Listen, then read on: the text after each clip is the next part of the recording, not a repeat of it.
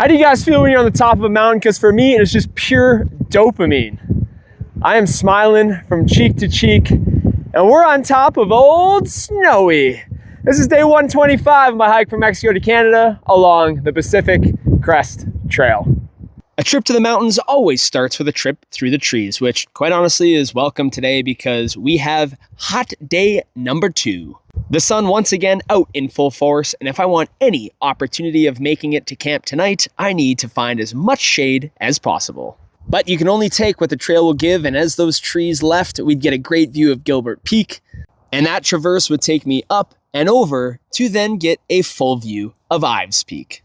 At this moment, we could start to get a sense of what we were going to get ourselves into for the remainder of the day. A high mountain cowboy ascent and a quick little walk for Pigeon would lead us into, well, a little bit of a comatose from the sun before we could head out for our afternoon adventures.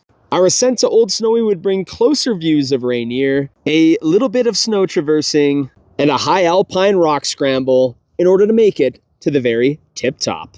There's nothing quite like being on the top of a peak and getting 360 views of your full surroundings. If it wasn't for the wind and the upcoming beautiful traverse, we may have just camped up here. But as Pigeon so gracefully points out, we have one of the most unique traverses coming up on trail. This is the Knife's Edge Walk in Goat Rocks Wilderness. Now, typically, I would let these views speak for themselves, but unfortunately, I'm going to speak for them. If you could package this mere 3-mile mountain high trek into a tiny little box and gift it to me every single day, I would be the most satisfied individual on earth. Unfortunately, our time in the sky would have to come to an end as we'd start to make our descent off of the mountaintops back into the forest below and take ourselves right to our camp spot for the night. I think you can almost easily say, based off of what you guys just saw, that is top 3 days on trail so far. That was beyond spectacular.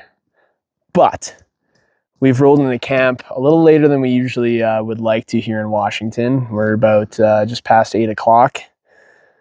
So we're gonna put together a quick little feast and then put ourselves to bed, and we'll see you guys in the morning.